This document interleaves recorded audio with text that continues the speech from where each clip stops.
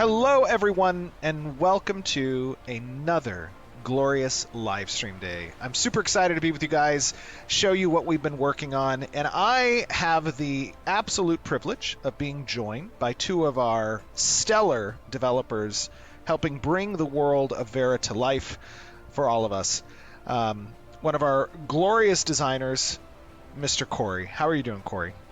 I'm doing great. Super excited to be here. Excited to have you here. I'm excited to go through with the community and get some awesome feedback on the changes that have happened since Alpha 1 last year. I thought the gathering on Alpha 1 wasn't super good, so I'm really excited to see how things have changed and evolved. I feel like New World is the gold standard for gathering. A lot of our resource systems to the economy as a whole, and I know that you and the other designers have been working hard looking at the feedback that players have given from recent games they've played and thinking about how, with further details along some of our systems like land management and how they've influenced some of these changes since Alpha 1. And we are also joined by one of our absolutely phenomenal senior gameplay engineers, Mr. Alex. How you doing, buddy? I'm doing pretty well. Excited to be here. Excited to have you as well, because, of course, the magic lives in the code. Cut down the tree. And you have done an awesome job in helping design and bring to life the desires that they have for the system. And we're going to get into, I think, some fun discussion about what it took to make some of this stuff possible. So, as some of you out in the community may already be aware, this live stream, this demonstration is going to be about our gathering and harvesting systems. Good, let's see it. And, you know, while we are hard at work and getting things ready for Alpha 2, there have been some significant changes in the direction of how we're approaching general harvestables within the world, and we want to be able to obviously show you guys that. I think, you know, right now there's this game I played in GameCube. It was called Red Faction 2, and it was so cool because you could blow up anything that you wanted. Like, you could blow up walls and shit. And I think in the same way, I hope that you can gather and cut down and destroy as much stuff as possible in this game. We're recording this on Thursday, so this is pre-recorded. Tomorrow is a live stream day. I've asked the community team to prepare some of the older references from Alpha 1 and what gathering looked like there. And of course, you guys knew that, you know, in development, we're always showing you guys works in progress, and those works in progress change. Steven, it doesn't matter how many times you say it. It doesn't matter. You know this. Over time. Doesn't matter. And now you guys are going to get an opportunity to see where it's at now. You likely just saw an example of where it was last year. Okay. And I think you are going to be pleasantly surprised and excited to see some of these changes. Let's see it. Where do you guys think we should start first? Alex, Corey? Well, I think we should lop down one of those trees. Thank you. Thank you, Corey. Okay, You're so my right. first question, Corey. Do I have to pick a specific tree, or can I chop down any of these trees? No shot. He just randomly asked that. This is something I was talking about. Everybody was talking about this after New World. And you know that he would not have asked this if the answer wasn't you can cut down any of them. You can chop down any tree you want. I fucking knew it. Yep. There it is. All right. I'm glad to see it. Just pick one that you like and just take that lumber. Wouldn't it be one you didn't like? My goodness. All right. So that is probably the first major reveal, is that in Ashes of Creation, You cut down every single one. We have Every now fucking one of them. expanded Cut the them all resource gathering system to include Cut them down. a great many of what the world is showing you. That's right. Cut them all these down. resources. So when you see a tree, you can chop a tree. That's right. If you see a rock, you beat the rock. You can mine a rock. There it is. And before we actually can you mine that rock though? With this rock, I want to see if you mine the big rocks. This tree down. I want to tell you that I have played a lot of MMOs. I've played a lot of games. And I don't think I have ever seen a tree fall to this high of a visual fidelity standard before. I think the New World visual fidelity standard might be as good as this. I'm not sure yet. But one thing you have to keep in mind with New World is that there's some sort of like bandwidth allocation with New World. And a lot of the animation for cutting down a tree doesn't actually play whenever you cut down a tree or mine a rock, because the animations have been broken ever since like the beta. And let me just chop this down, and then we can talk about what it took to get here. All right? Does this tree look good? Should we chop this one down?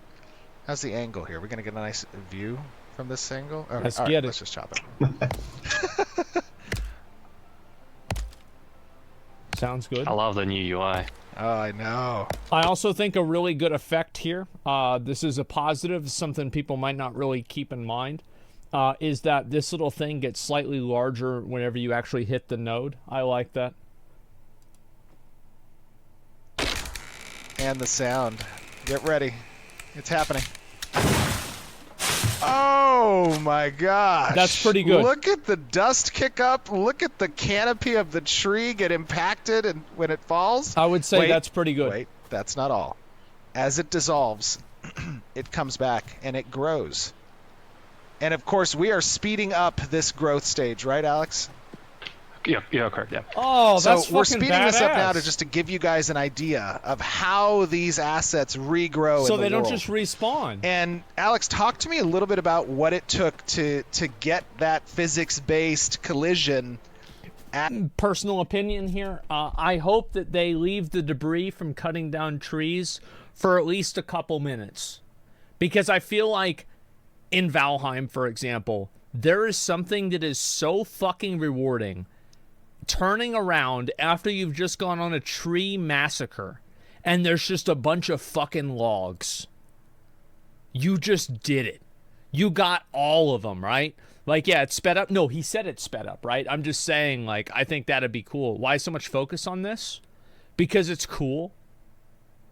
And another minor thing is it seems like, especially with the size of the character, you probably would have cut lower on the tree, but that's not a big deal. Actually working like that, because that was impressive. Oh, let me just begin with the amount of visibility reviews we had to go through in order to achieve this.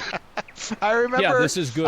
When I first talked to you about having the canopy get rigged and actually have that physics component, I think your eyes grew like 50% wider. You're like, oh fuck. Physics is a wild beast. It's very hard to tame, especially in MMOs. Yeah, absolutely. So what? Also, what keep in mind that like these trees have multiple movement points. Like for example, the trees in New World fall down and they're all one object. It seems like these trees, each part of the tree is its own separate object in the engine. It seems like that. Dev sounds exhausted. What did it take yes. to make that canopy fold like that? Well, yeah. Basically, what happens is when you chop down a tree, we swap out the static mesh that you see in front of you to a skeletal mesh, which then we simulate physics and apply force to the direction we want the tree to fall. And when the tree falls down, we have colliders on tree branches that impact the ground, and as that impacts the ground, it also impacts the stem of the tree, and making this effect that you just saw. I mean, it looks great. Honestly, I mean, have you guys ever played an MMO with that type of tree visual falling? I don't know, not really. Definitely not.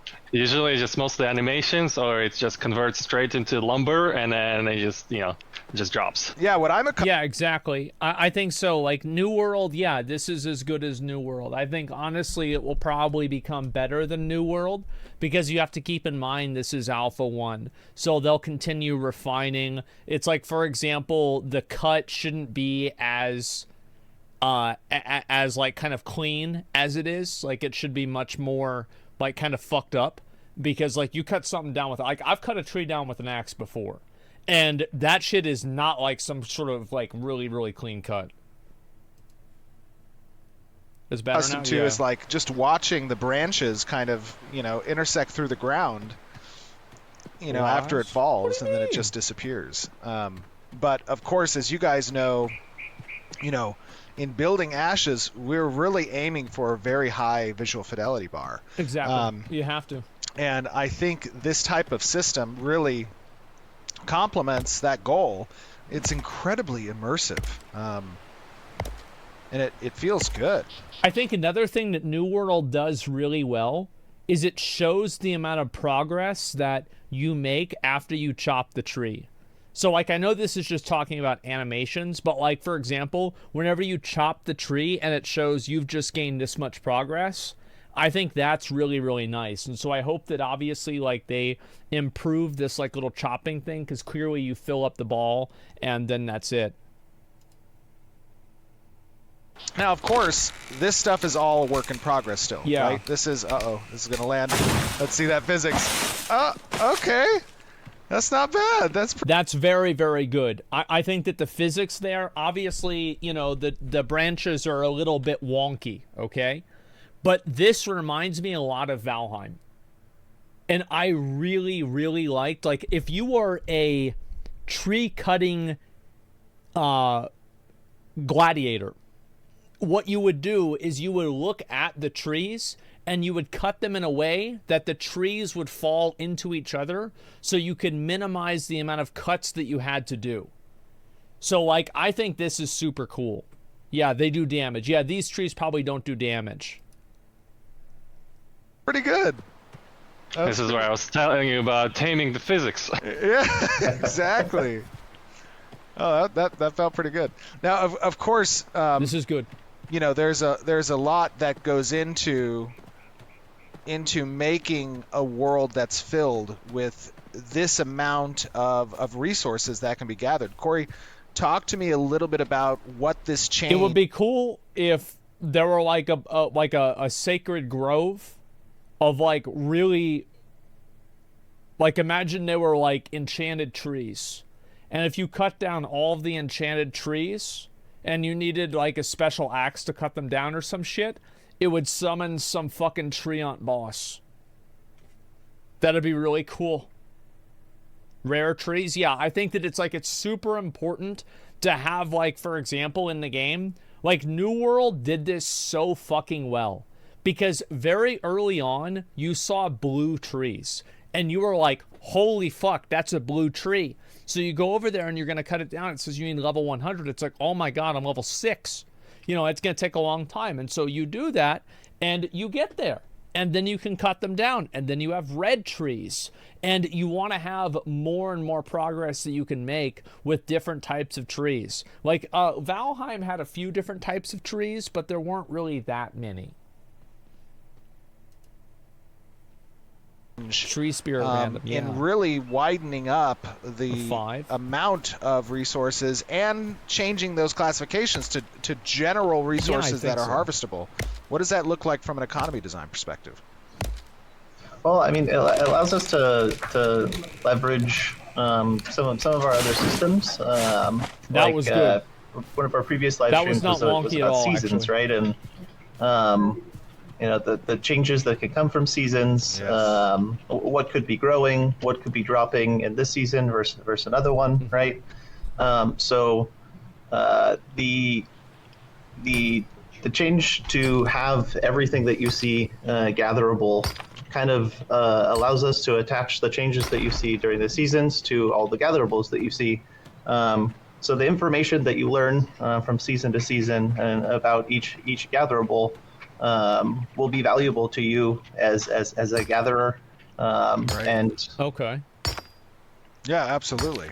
And then the other thing is, you know, when we talk about, like, for example, looking at this rock here. I also like how with mining these rocks, a lot of times whenever you mine rocks, the rocks disappear.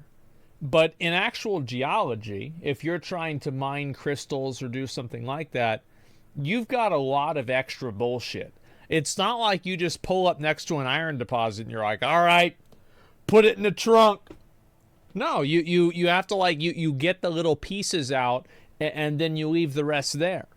So I actually think this is kind of nice. It's a vein normally, yeah, in actual geology. Yeah, I mean, I watched the video because I was like, so basically I wanted to do like a stream where I went to like a place, it's like a cave somewhere, and I have like mining equipment. Like in real life, I have real life mining equipment. And I would go and do mining inside of the cave and mine out precious like resources or like, you know, gems or like some sort of like, you know, cool looking rocks. And then I would give them out to the viewers that watch the stream. Like, this is an idea that I had. I don't know what that rock is before I actually complete the harvest. But after I complete the harvest, I see that I collected basalt in the bottom right-hand corner. Right. Talk to me a little bit about kind of that decision and what that means. Yeah, totally. So you know, there's a bunch of different things in ashes that will be gatherable, right? We have plants and trees and rocks and fish and that animals and creatures that can be tamed, right? And you know, we're thinking to reach the visual fidelity bar and to have things a little bit more rooted in what we know. Is that it would be nice if whenever you were mining, based off of the progress of the mine, you could see fissures appearing in the rock where it's going to break apart. It's not a big deal, but it would be cool.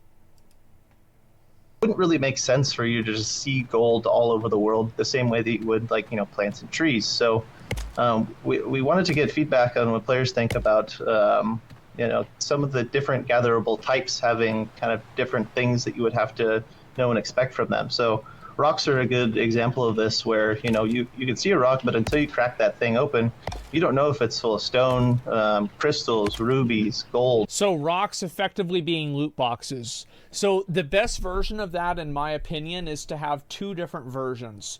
So you should have rare special rocks, like a gemstone vein or something like that, and you should also have like just the everyday rocks. And what it should be is that the gemstone, like imagine like 3 tiers of ore resources, right? So you have like ore, gemstones, and then super ore, right? Like orichalcum, void ore in like New World, or like I'm trying to think, elementium ore in WoW or something like that. And the best thing to have is that the basic ones have a chance to drop gemstones, and like, you know, they have like a 5% chance to drop a gemstone and like a 0.5% chance to drop like one of the fucking super ores. And then the next one up has like a 5% chance to drop the super ores, and then maybe it has a 0.5% chance to drop to like something like fucking super omega legendary ore. So like, yeah, that's kind of what I think is the best. And just having different tiers of things, because like if you want to make crafting a meta inside of the game, you have to make it to where there's like a number of different types of mines and types of things that you can do that do take a certain amount of time in order to do them. I think a really good example of this is like in vanilla WoW, in order to skin Onyxia, for example, you needed to have one of 2 items. One item dropped off of the beast in UBRS, and the other item was added later on into ZG.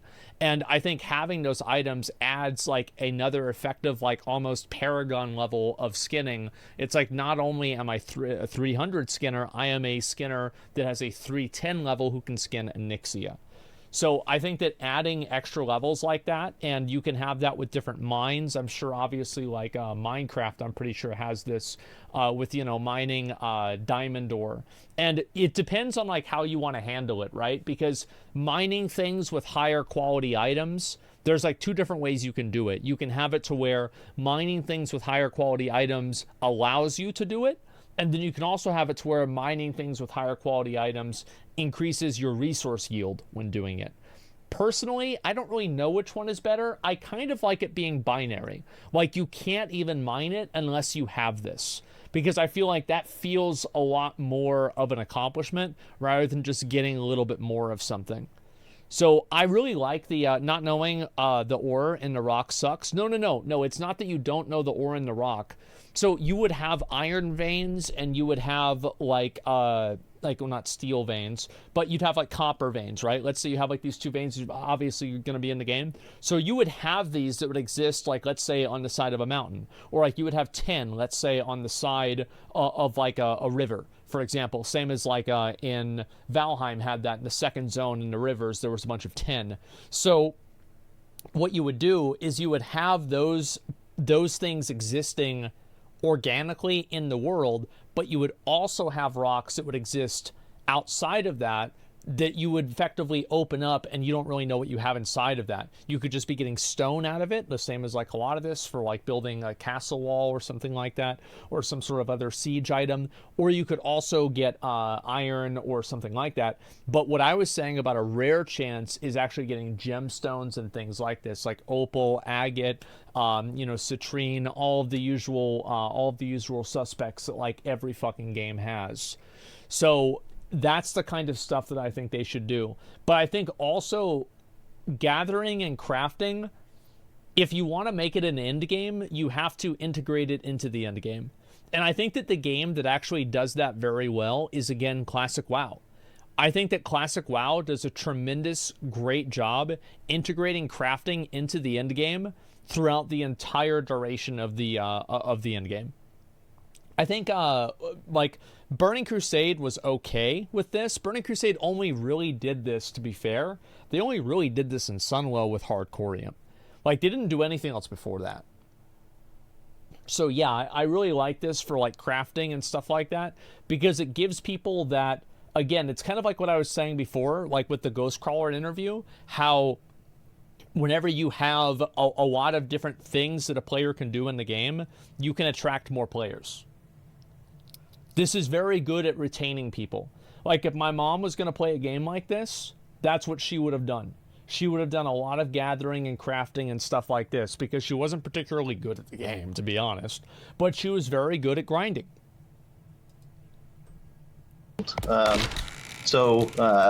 We wanted to try that out with some of our gatherables to have players have to open this thing up. And that's not to say that players won't stumble on a nice lode or vein or geode of gold, but most of the stuff that they would find in the world, unless they look hard enough. Does gold have geodes? I thought geodes were only created through crystals. I've never heard of a gold geode. Would require them to crack that stone open.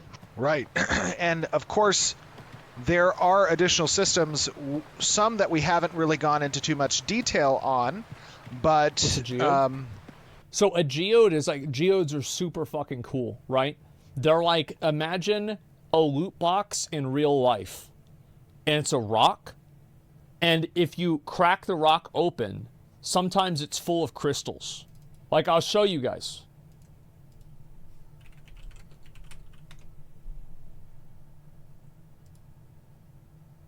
So straight up, it's just a rock. It's just a rock, and then inside of it, it has this crazy ass shit in it, man. I've always wanted to find, these are like, as I said, real life loot boxes. Look at that. And like, yeah, you can even buy them, because they can kind of tell which ones are geodes based off of probably like 50 other scientific things now. So you can buy them and crack them open yourself. Yeah, they're IRL loot boxes. Weight, they're not really that heavy. And like, they come in all different types of colors and everything like this. Look at this. They're minerals, not rocks. I said they're crystals, okay? Like, this, bro, that's a rock, all right?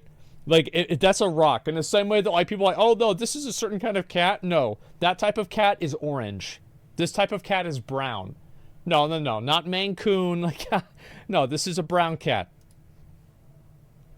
Let's be real here. But yeah, these are what geodes look like. So yeah, getting stuff like this and then being able to open it up, and you could even have like meta things where, and this is also a real life thing, is that I don't know if they cut these with like water jets or like other types of things, but you can very well assume that if you're cutting it open with a hammer, you're probably not going to get as clean of a cut than if you're cutting it open with something that's like a water jet or something like an obsidian blade or something like that, right? So yeah, hammer and sock. Yeah, I'm not sure. Yeah, you don't want to use a fucking hammer. Basically, that's what you want to know. You don't want to use a hammer. And, you know, that could be a meta inside of crafting as well. As an example, surveying Mini drill can play a key role in helping players to identify locations of rare resources within an area. Is that correct? Yeah, definitely. Talk to me a little bit about surveying. Yeah, so surveying is a way that players can check out an area for resources. Players can learn where resources are that are static and that grow back in the same location. But we'll also have resources in Ashes that can spawn anywhere. So surveying will help players locate those resources. So if they're looking for something specific, they can hunt them down. Surveying will also allow players to uncover hidden resources that players wouldn't be able to see with their naked eye. Another thing that surveying... I like that a lot. That's really nice. Yeah, that is very, very fucking nice. It's a prospecting skill. Well, it's not necessarily a prospecting skill. What it is it's effectively like being able to find where the different things are on the map. And I think that's a good thing. I like that. I'm a big fan of it. Yeah, Final Fantasy crafting. Haven't done crafting in that game, so I can't say. Thing would provide is some of the information that we were talking about before, right? Like for instance, if you survey and inside of your survey area, there's plants. You might learn when that plant, what season that plant likes to grow in. Yeah. You might learn whether it likes to be watered during the winter versus how it likes to be watered in the summer. You might learn. I see that the interior of this rock now has ore in it. Yeah, see, exactly. Like, this is really good because this is like a visual loot box. Like, you just crack that bitch open and you just found a fucking geode. Like, you want to have those moments. Those are loot box moments that aren't loot boxes. That's the best. Yeah, see, you found one with some iron. So not all those rocks are just slabs of basalt. You might find some iron, maybe some gold, maybe some copper. We'll see. Yeah. Oh, that is super cool. This one was also iron. Look at that. Very nice. It looks like you found a little... I think also, like, what they should do is probably just mirror some things with real life. Like, copper being in certain places that copper is usually in real life. Tin being in certain places that tin is usually in real life. Sulfur. Things like this. Try to mirror it to real life. And the reason why I think this is good is it adds a level of immersion. I really think it does. And I think it feels like you're in the world. And, like, that meta-knowledge can help you. I think that's really cool. Little iron deposit there. And so when players interact with the survey system, talk to me a little bit about what that interaction looks like. Valheim What did that. exactly does the survey gameplay layer feel like? Yeah, so you'd work with a surveying tool, and you set the surveying tool down, and that tool would have a specific area in which it's able to uncover and extract information about the resources that are in the area. Okay. So, as a starting out gatherer, you might end up with one of the tools, right? But as you progress and become more proficient with using the tool, you might be able to set up additional pylons and extend the area of your survey. More pylons.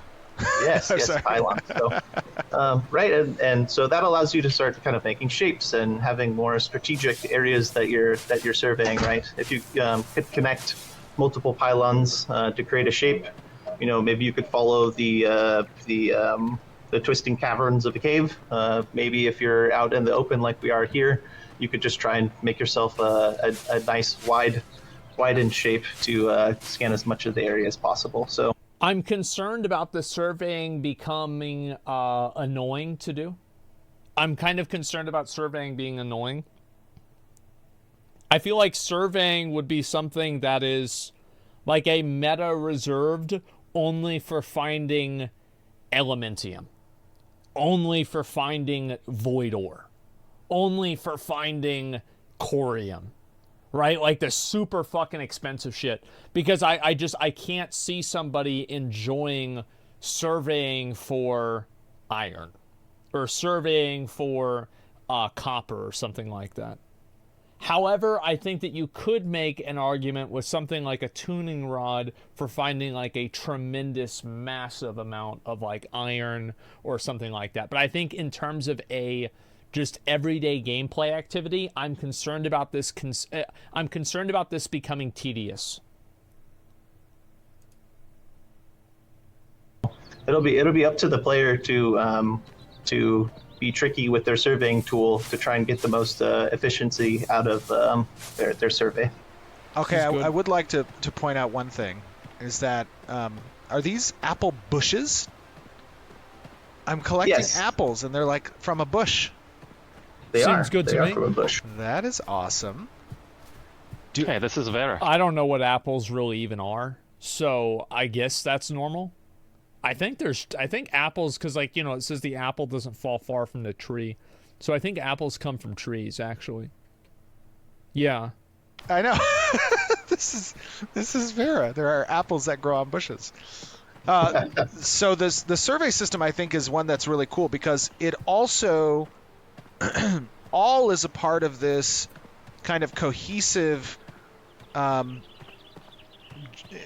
land management system, right?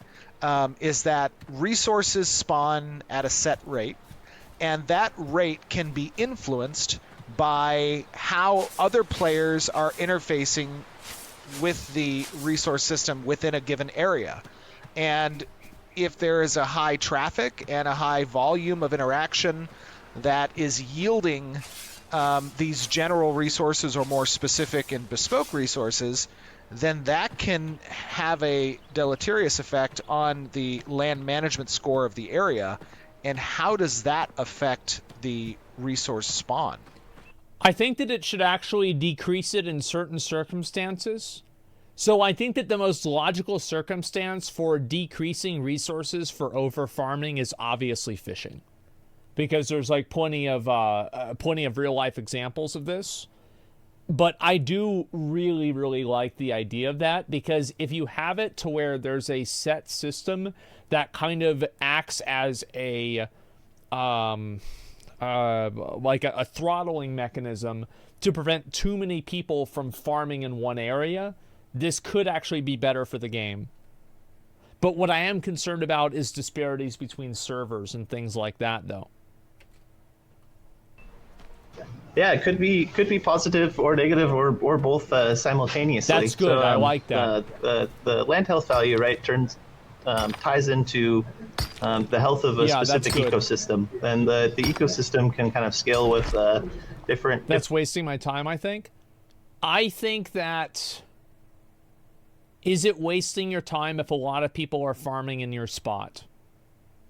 So, like, what you're kind of saying is that you're already losing out because there's more people to compete with, so it adds insult to injury. That's a good point. I still think that with fishing it would be interesting if that was the case. I hope they at least try it, but again, gameplay should always come above immersion. Gameplay, in my opinion, is king. That's the only thing that matters. Everything else is beholden to that. Time zones would create toxic rhythms. Yeah, that's true. So it would be hard to balance out. Different segment sizes of the world, or the world itself, a biome, maybe a node, maybe a player's freehold, and the things that a player does in those areas will contribute to health in a positive or negative way. So, doing something like rotating your crops might increase the health of the land, because that's considered something good to do. Yeah, it reminds me kind of like Age of Empires. You remember whenever you would get like that one town hall upgrade, whenever after you finished a farm, they would just like automatically make a new farm? Oh my god. That's whenever you really started fucking grinding. And maybe apprehending or removing poachers that are overhunting a certain species. Right. Could be helpful to the health of the land. Maybe the mayor puts out a request for players to try and get rid of invasive species that are plants. Maybe they're overgrowing weed, and it's. I'm concerned about this because this is a situation where it's like 99 ways it can go wrong and one way it can go right. Is it worth taking that chance? I think it's worth taking the chance in beta or alpha, 100%. It just depends on after that. Stopping other valuable plants from growing. Yes. Nice. And every action would feed into a positive thing in one area for the health of the land, but it could also have repercussions in another, right? If you overhunt predators. This is why, like, how they're talking about all this stuff, it really makes me think about how much I really hope that they don't have that many servers, or they have like one server. Because I love the fact, like, did it say shared experience between like everybody that's playing the game? So like everybody's kind of going through the same shit. You know what I mean? Like, oh, okay, we're all in this together. Like, oh, like all this shit's happening. Like, I love that. I think that's so cool. Like, I'm not a fan of like having a bunch of different like small worlds and everybody's doing their own thing. And I feel like with how many nuances there are, and and you can think about these things, right? Whenever I think about this, it's like I'm thinking, how can you exploit this? And like, what are the political ramifications of something like this? This is incredibly interesting, but the political ramifications are way more interesting whenever hundreds of people are involved, rather than dozens of people in like each individual node. What about griefers? The prey have no predators picking them off. So the spawn rates of those those rabbits that the wolves usually take care of could go up. Like, for example, like griefing with like a gathering node. Let's say there's a gathering node, and the way that you gain control over the gathering node is you have to deliver a certain amount of resources in order to unlock it. So it would effectively be like not pay to win, but effectively like a pay to win gathering node. I think that would be totally fucking fine. If like, you could just grief the fuck out of it and it was just controlled by the most affluent the most affluent guild. And in the same way, this sounds absolutely fucking disgusting. But imagine if low players could queue up to play the most dangerous game. It's like a fucking story. To effectively be like hunting, and to be hunted by higher level players. And for higher level players to put bounties out for low-level players to run around in like a small zone and be killed by higher-level players. See, that's the kind of weird shit I love. Like, yeah, actual fucking... It could be exploitable? Yeah, anything can be exploitable. Like, yeah, I'd play that, right? And then, so, yeah, the hunt begins. And you have, what do you call it? You have some people... And, they want to join up as low-level players because they're like, oh, well, I want to, I want to make the money. And then, if you're like one of the last ones left, you get more money. That's amazing. I love this. It's disgusting. And maybe if you overhunt the rabbits, the wolves want to find another place to go. So the point that I'm making with that is that griefing isn't always bad. It's not always bad in all circumstances. So what I'm doing with this is I'm explaining a situation that could occur where high-level players are hunting down and systematically killing low-level players, but it's good game design. That's cool. The ecosystem health and land health system allows us to really root players into the world and learn about their surroundings, learn about what repercussions their actions have, and work together to work within and manipulate that system. Right, are you telling me if my land management is poor and I cut down all the trees, my land will just be barren for like long periods of time? Ooh. Yeah, it could definitely extend the amount of time that it would take for what you want to grow back. Oh, that's cool. That is pretty cool. And that is another component of how player activity or actions within the world have a visible and systemic effect on that world's economy. And that helps to simulate the ebb and flow of supply chains, of the prevalence in the locality of... It sounds bad. Yeah, that specific example does sound very griefable. certain resources being depleted, and having extended periods of time where the players go without that, and that can spur the need for transiting materials across the world, right? Exactly. That is pretty cool. So you're saying I'm gonna have to travel to other nodes and steal their lumber? Well, now that's a decision you need to make. I hope what they do with seasons is they make one season every month. This is what I think would be really nice, because like if the seasons were the same as like the yearly like real life seasons, I think that would be one thing, but you could have 3 rotations a year. Because like if you had a season once a week, I feel like it doesn't really feel that good for you to have held on to and like farm things for winter to come, and like winter's in 2 weeks. I feel like in 2 months, it feels like you've really held on to this, and like that's like a way bigger difference of like long-term planning. Yeah, like, well, I'm saying 2 weeks, right? So like, let's say it's in summer, and then, you know, you have like fall and then winter, right? So like, I know that they had thought about having it be like each month was a seasonal rotation. I hope that it's every 4 months, personally. Obviously, like, they should test it, but that's what I'm going into it hoping for. If you need any help with that, you can recruit me. So I see here that we have a particular type of flower Monthly that I season believe changes, yeah. only spawns in winter. Is that It looks like right? it, yeah, like winter lily. Yeah, totally. This is the gloomy pros, and it's a beautiful flower, but it can only be found in winter. So, oh, that's really nice. I really like how it falls apart like that. That's great.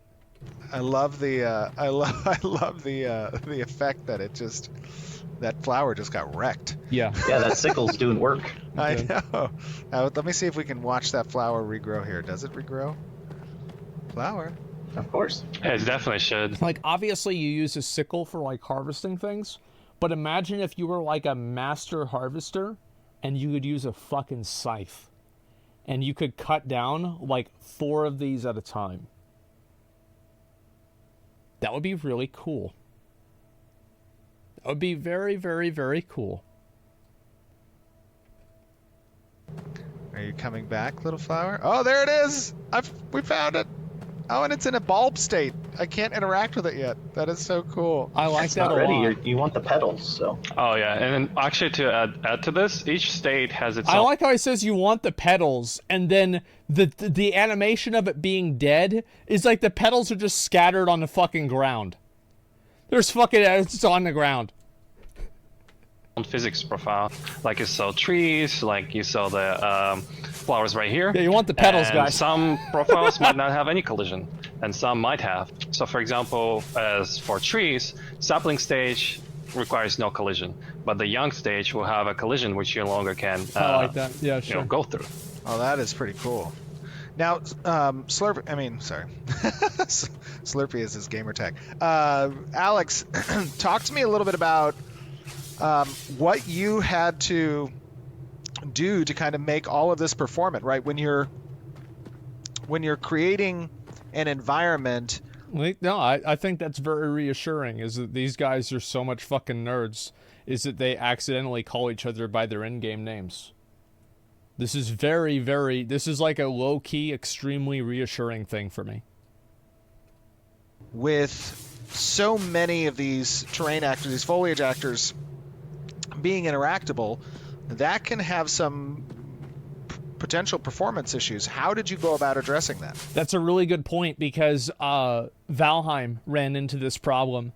And it's like people even started giving advice, or like, listen, make sure you clear your stumps, because if there's too many stumps in the game, it runs into performance issues. So yeah, it's like the optimization in Valheim was horrible. Yeah, you're correct. This is a very difficult task, and luckily for us, Unreal 4 and Unreal 5 provide tools for environment artists called foliage tool, where you can just paint like trees, paint flowers, paint rocks, like everything you see, and it's very, very performant, because artists paint thousands of them, right? And to make the... Yeah, you have to keep in mind, like, one of the major things that Unreal 5 did something that, like, very rarely ever happens, is it provided a fidelity and a performance upgrade with dynamic culling. So what it does is it automatically detects where the player's camera is at, and it doesn't render certain things that the player is not going to see. So like that dynamic rendering and dynamic culling of things that you don't see, yeah, it's nanite. And that's what really kind of is able to bring shit to the next level with Unreal, and have it still have very good quality in terms of like frame rate and everything. No Man's Sky did that as well. I don't know about that, but that's what I remember reading about it. World very immersive, to make world believable. So what we've done is we basically used the same system and introduced a few states. And the main point of that was to make it as seamless as possible for environment art to place those assets in the world, and design being able to modify those data points to make it transition between states. That's pretty cool. And, obviously when you have potentially hundreds of different players that might be within close proximity as you, and they're all in this environment interacting with those different elements of the terrain, those different resources and gatherables, this is a nice way for us to ensure that performance is still good. Correct. I think the biggest thing would be here also networking, is being able to have as less data as possible to send to the clients. So it's... Yeah, I remember this is actually a really good example. Remember whenever Steven was talking about how he was hoping that sieges could go up to 500 v 500, and he was talking about how if that happened, there might be a situation where like the characters looked uniform in a way, that it removed some of the customization options through the characters to make it to where the game was still playable in that way. This was like maybe over a year ago whenever I was reading about this or talking about this. Worth it? Absolutely worth it. 100% worth it. That's fine. I think that's great. And the thing is that I remember whenever I did the dragon in like the under the mountain or the volcano in Ashes of Creation, like the first alpha, the quality and the frame rate and like the lag was better in that game, and there was like probably 60, 70 people there, than there was in WoW. Straight up. It's more performant on the server. That's cool. One other thing I want to talk about is whereas because generic and low efforts, you will see here, and I want to show you guys this, that when you chop down this tree, previously you had seen it kick up dust that was relevant for the season and the area, And now what happens when we... Is this dog a seasonal NPC? Because I don't remember seeing this earlier whenever he was in this same area. Chop this tree down in winter. Okay, let's see what it Let looks us like. see. I hope it doesn't hit the deer. Oh, that would be unfortunate. I also hope it doesn't hit... Okay, we're good. We're good. You're good, deer. Don't you worry. Oh, It kicks up snow. I love that. That's so What good. is that? Is that a sandal? Is that a sandal scarecrow? Looks like it. Oh, it's a Yeah, sandal scarecrow. Oh, That's and good. we're in the face. I think there was a collision of a skeleton mesh that you're encountering. That was Okay. cool. This is awesome. Oh, I love that. That is so cool. Little sandal scarecrow. Oh, and it's growing back. Yeah, that is super cool. So there are really two main points of player feedback from this demonstration that I want you guys in the community to think about Okay. when you are talking about what you saw today. The first one is, how do you guys feel about the change that is incorporating a much higher amount of gatherables in the environment, right? I think that absolutely it is an improvement.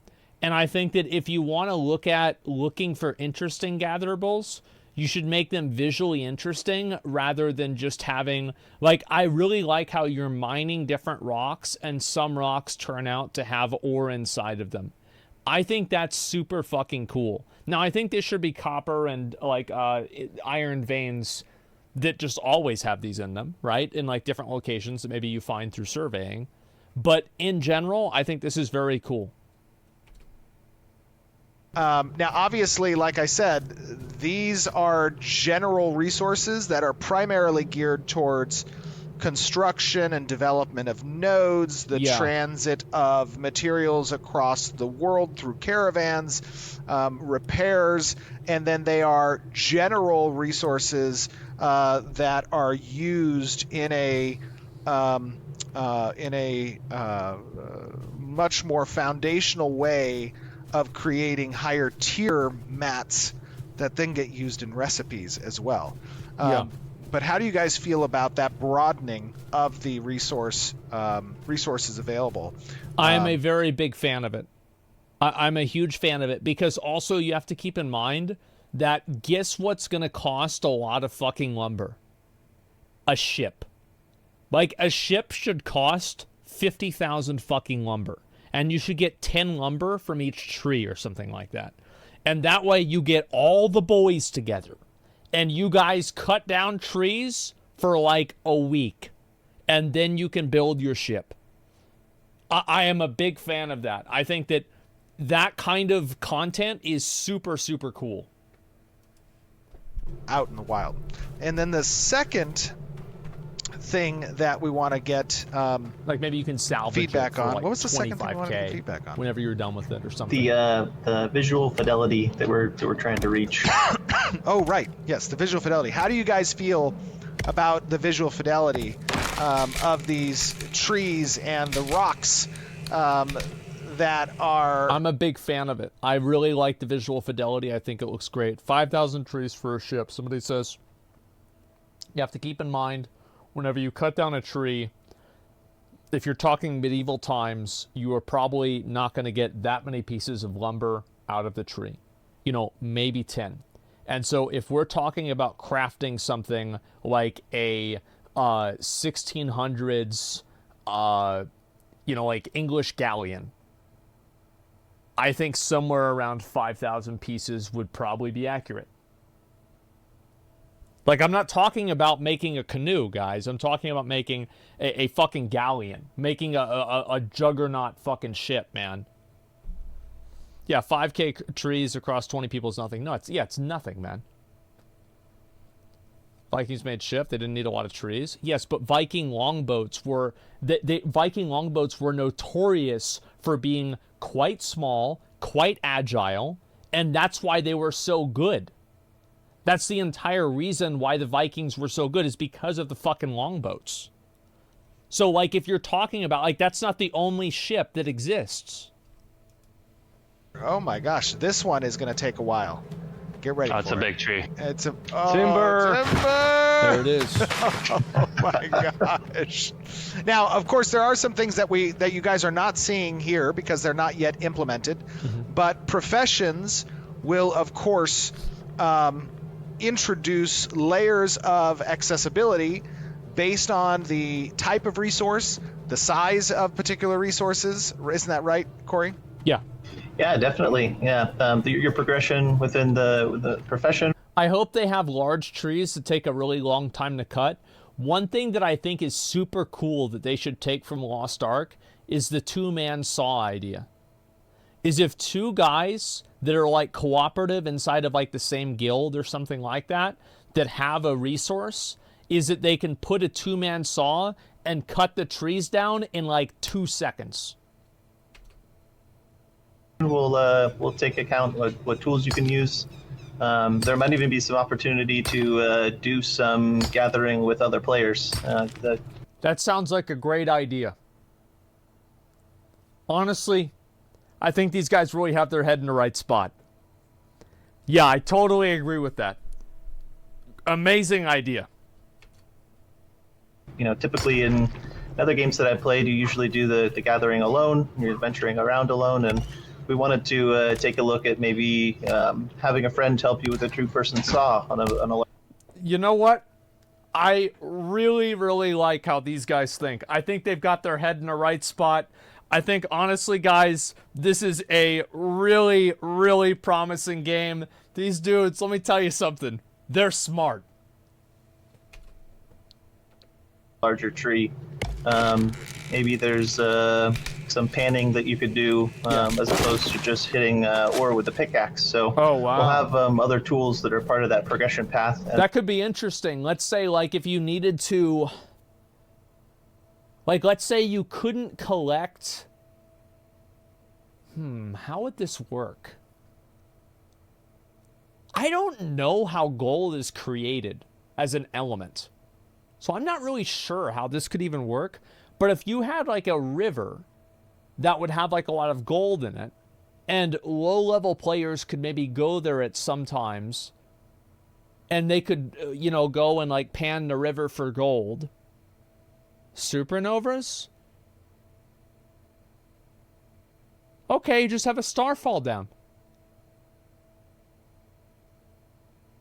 Yeah, you just have it. Yeah, you have a star fall down, and pieces of the star come down, and there's like pieces of gold, you know, in the river, and you have like all the low-level players that are panning for gold. I think that'd be really cool because, like, let's say in order to farm gold, you need mining of, like, I don't fucking know, 300 level. And so it takes forever to get that. So you have a lot of players that are able to just, like, start panning for it. I think that's really cool. The reason why I like that is it reminds me of, remember whenever BDO first came out and everybody was AFK fishing? Yeah, it's just AFK fishing, but it's really cool to see. It was so cool to see everybody fucking there, lined up fishing. That's badass. Gonna be bot heaven? I mean, every game is gonna be bot heaven. Like, if you try to design a game to not reward bots, you just can't do that. You're gonna make the game worse in the process. And then other activities that players can do if they would like to gather together. Yeah, I like that. That is pretty cool. And then, like, imagine, like, this probably is too much, but, like, imagine if you were able to make, like, a fucking a vehicle. You know how they have, like, the two saws that, like, rotate and they can cut down trees? And you could just, like, have a fucking, basically, like, an engineering truck just, like, go down and fucking just shred these fucking trees.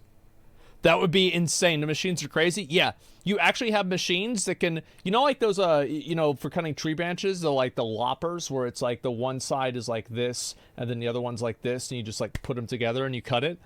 There are things that are that big for actual trees. Industrialization. Yeah, we're talking about some fucking Fern Gully shit. On top of that, progression within your profession can also... do that enough in a node, the place becomes a fucking desert, and it summons like a sand djinn that you have to fight in order for the rains to come back. Yeah, think about that. That'd be fucking cool, huh? Speed up the gathering times that you have. And another important note is that, like, as these resources reach different stages of their maturity in coming back, right? You see that plant kind of growing back. You could potentially access the resources at earlier stages as well by having high advancement within a certain profession. Is that correct? Yeah, exactly. The speed, that makes sense. The time at which you're able to access them, maybe the amount that the thing yields, will all kind of tie into your expertise at that individual gathering profession, and also the things that you're using to do the gathering. Oh, can I highlight one additional thing? Yeah. I love the new UI for interaction. Yeah, thank you so much to Colby and Natalie and Jeff and all the UI team. And I'd take this opportunity to thank engineering and art at TechArt. Yeah, this is a tremendous improvement, and it looks really nice because it's very minimalistic. I think that UIs in general should always be more minimalistic than not. Like, Steven had mentioned that we came with the crazy idea. I think that, again, if you want to talk about crafting UIs, New World is the gold standard. I really feel like it's the best. Just do what they do. Reaching this visual fidelity bar, and me as being a gathering player myself, like, I spend a whole lot of time exploring the world and doing gathering. Yeah. And it means a whole lot to me that it looks good, that it feels good and roots me in the world, right? When players spend hundreds or thousands of hours exploring around, and each time they interact with these things over and over again, they just disappear, or there's not the level of touch that we're trying to put on here. It doesn't feel quite right. So the fact that everyone every time that something disappears or something happens in that way, it reminds the player that they're playing a game. And you want to have as few moments where the player is reminded that it's a video game as possible. Rallied together to offer something like this, like, absolutely. But it just makes me super excited to play the game. I want to play the game. I know. We all want to play the game. Let us in, Steven. Let us in. Let us in. You guys are in the guts of it. Come on now. Okay. There is one other thing I want to talk about. Let's talk about also how you guys feel about the interaction of surveying with revealing resources within the world. And without that element, for example, what we showed you today with mining, you may not know what you're going to get until you complete that harvesting action. How are you guys feeling about that? We think that it creates an interesting dynamic between utilizing resources necessary to initiate. Yeah, I'm just super worried about the surveying mechanic turning out to be like a tedious, like, unnecessary step that's just put in the game. That's what my main concern is. So I hope that surveying for different types of resources is something that's it's reserved for, like, it's used for only the biggest of dick items, right? So you've got to bring out, like, imagine you're trying to mine obsidian, right? Obsidian, super fucking rare, very expensive, or gold. Let's just say gold. And you're trying to mine gold, and if you want to go out there and be able to find it inside of some mountain or something like that, you need to bring along a surveyor or somebody who's, like, really, really good at doing that. I think that sounds really cool, much more than you need to survey in order to just know what's going on. Right? It's like the surveying should only be like a meta level thing that's only for, like, the high level resources, but it should also increase your acquisition rate of lower level resources if you enjoy the gameplay. It's just very hard to know what the balance of that is without making it feel mandatory for everybody. That surveying sequence. And what it represents for players. Oh, that's actually a really good idea. You can buy a map for one of them. So, like, imagine if you surveyed an area, and then if you surveyed enough of the area, you could make a map of the area and then sell it.